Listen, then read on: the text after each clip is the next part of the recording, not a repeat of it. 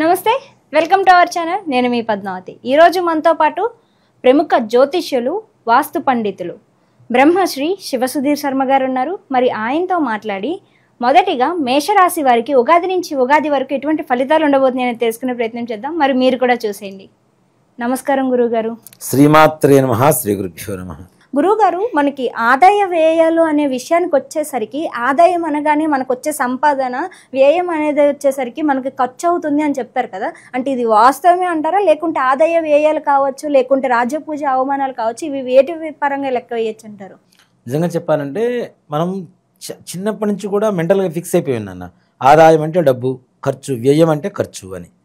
ఆదాయ వ్యయాలు అనేటువంటివి మనకి పంచాంగంలో ఇచ్చేటువంటి విధానం ఏమిటి అంటే కేవలం డబ్బు విషయం ఒక్కటి కాదు. ఆర్థికం, ఆరోగ్యం, కుటుంబం, మనశ్శాంతి, విద్య, మనం అనుకునేటువంటి కార్య సంకల్ప విజయం, ఇవన్నీ ఓవరాల్గా కలుపుకుంటే వీటిల్లో ఏ ఒక్కటి లోపించినా మనశ్శాంతి లోపిస్తూ ఉంటుంది. కాబట్టి ఇవన్నీ కలుపుకొని ఆదాయ వ్యయాల రూపంలో చూపిస్తారు. కానీ డబ్బు మాత్రం కాదు, డబ్బు ఒక్కటి మాత్రం కాదు. మనకి ఓవరాల్గా ఈ సంవత్సరం మొత్తం ఉండేటువంటి ఫలితం, మనకు ఉండేటువంటి మనశ్శాంతి, మనకు ఉండేటువంటి కార్య విజయం ఏదైతే ఉందో ఈ ఆదాయ వ్యయాల రూపంలో చెప్తాం. కానీ కేవలం డబ్బు ఒక్కటే ఎంత వస్తుంది, ఇంత ఖర్చు అవుతుంది అనేది మాత్రం పిచ్చి అపోహ అని చెప్తాను నేను. కాబట్టి ఆ విధంగా చూసుకోకండి. తప్పనిసరిగా మనం ఓవరాల్గా జీవితం మొత్తం సంవత్సరం, ఇప్పుడు 1% ఇంట్రెస్ట్ అని చెప్తారు నాన్న బ్యాంక్ వాళ్ళు, చెప్తున్నా 1% ఏంటంటే ప్రయాణం కదా. అట్లానే ఆదాయ వ్యయాలు కూడా మన పంచాంగంలో చెప్పుకునేవన్నీ కూడాను సంవత్సరం మొత్తానికి పనికొచ్చేట్టుగా మనకు ఉండేటువంటి మనశ్శాంతినే ఆదాయ వ్యయాలుగా చూసుకోవాలని చెప్తాం.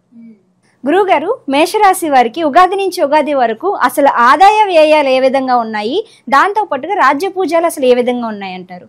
ముఖ్యంగా నాన్న, ఈ సంవత్సరం అంటే తెలుగు సంవత్సరాది విశ్వావసునామ సంవత్సరం ఏదైతే ఉందో, విశ్వావసునామ సంవత్సరాదికి ముందు రోజున మీనరాశిలోకి షష్టగ్రహ కూటమి అనేటువంటిది ఒకటి చేరుకుంటుంది.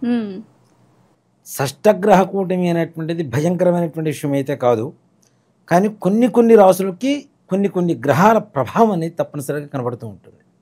అలాగే మేషరాశి వారికి తీసుకుంటే, మేషరాశి వారికి ఈ సంవత్సరం 29వ తారీఖు మార్చిన ఏళ్ళనాటి శని ప్రారంభమవుతుంది.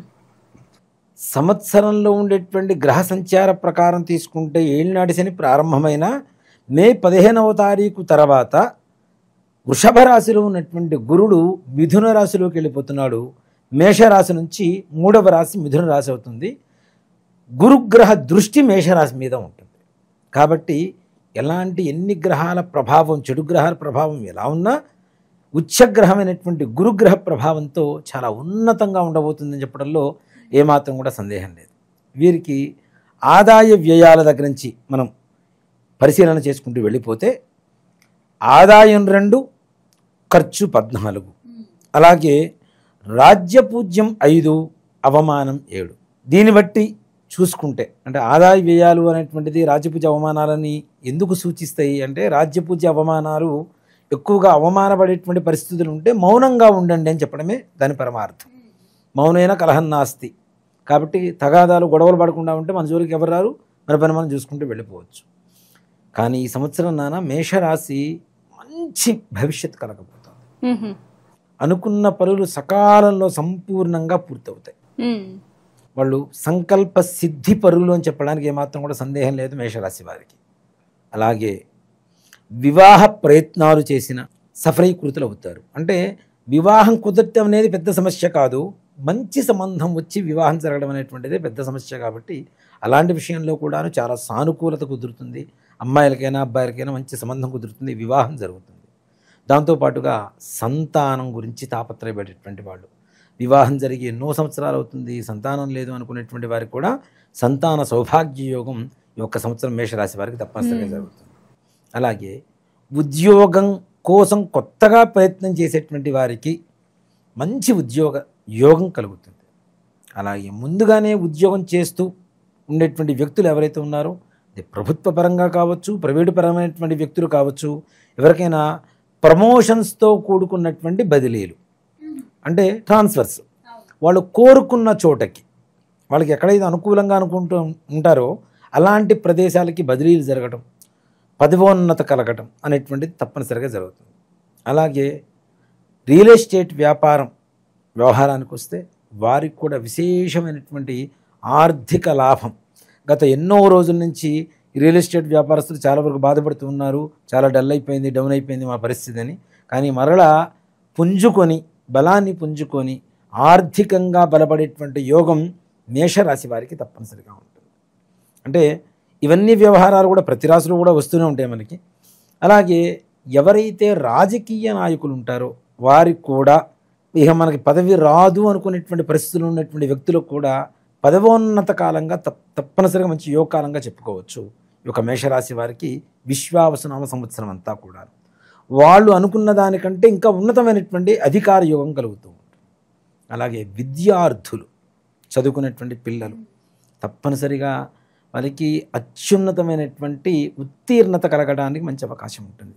ఫస్ట్ మార్కులు, ర్యాంకులు ఇట్లాంటివి సాధించేటువంటి వారిలో మేషరాశి వారు తప్పనిసరిగా ఉండేటువంటి పరిస్థితి తప్పనిసరిగా కనబడుతుంది. అలాగే ముఖ్యంగా రైతుల విషయానికి వస్తే పంటలు పండడం లేదు, పంటలు కూడా మాకు చేతికి వచ్చేసరికి గిట్టుబాటు ధర రావటం లేదు అనుకునేటువంటి వారికి కూడా ఈ సంవత్సరం మేషరాశి వారికి తప్పనిసరిగా మంచి యోగం కలుగుతుంది. పంటలు మంచిగా పండుతాయి, వాళ్ళు అనుకున్నటువంటి సకల కార్యాలు దిగ్విజయంగా పూర్తవుతూ ఉంటాయి.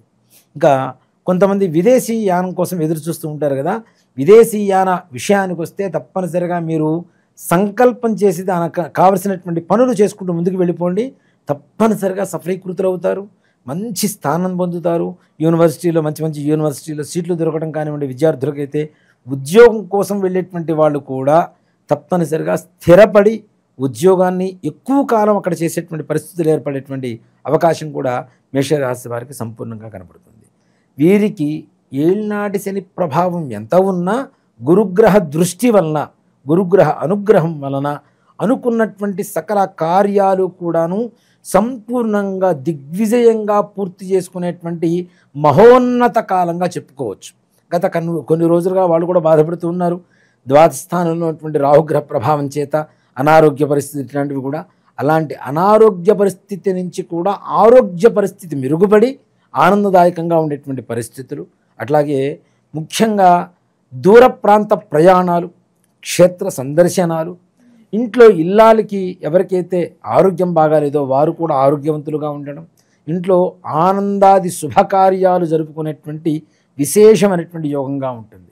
అంతేకాకుండా మరి ఎన్నో శుభకార్యాలు చేసుకుంటుంటే కావాల్సిన డబ్బులు ఎక్కడి నుంచి వస్తాయి అంటే వీరికి అదృష్టవశాత్తు అవసరానికి తగినటువంటి ధనం చేతికి అందడం, అలాగే చేతికి అందినటువంటి ధనం కూడాను ఆ కార్యం వరకు సరిపోయేంతగా ధనం చేతికి అందుతూ ఖర్చులు అవుతూ శుభకార్యాలు పూర్తి చేసుకుంటూ ముందుకు వెళ్ళేటువంటి పరిస్థితులు చక్కగా కనబడుతాయి.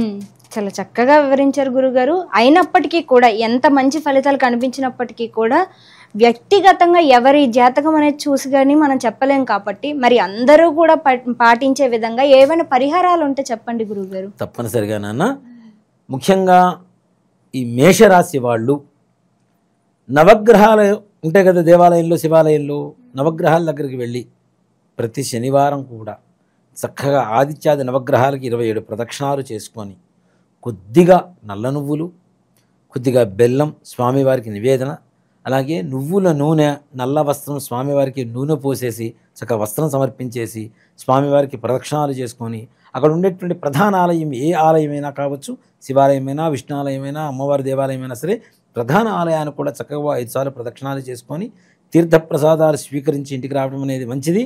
నవగ్రహాలకు ప్రదక్షిణాలు చేసిన తర్వాత కాళ్ళు కడుక్కోకూడదు అనేటువంటిది కూడా ఇప్పుడు గుర్తుంచుకోవాల్సినటువంటి విషయం.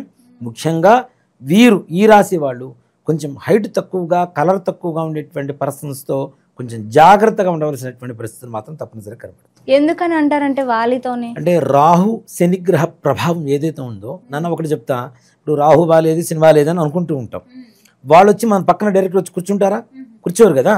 కాబట్టి అలాంటి వ్యక్తిత్వ లక్షణాలు కలిగినటువంటి వ్యక్తుల్ని మన జీవితంలో మన చుట్టూ కూడా చేరుస్తూ వాళ్ళ ద్వారా నష్టపోయేటువంటి పరిస్థితులు కనబడుతూ ఉంటాయి. కాబట్టి అలాంటి వ్యక్తులతో తగిన జాగ్రత్తలు తీసుకోవడం అనేటువంటిది సూచించదగినటువంటి విషయం. చాలా చక్కగా వివరించారు గురువుగారు. అయితే మేషరాశి వారికి ఎటువంటి ఫలితాలు ఉండబోతున్నాయితో పాటుగా ఎటువంటి పరిహారాలు చేసుకోవాలో కూడా చాలా చక్కగా వివరించారు. ధన్యవాదాలు గురువు. శ్రీమాత్రే నమః. శ్రీ గురుభ్యో నమః.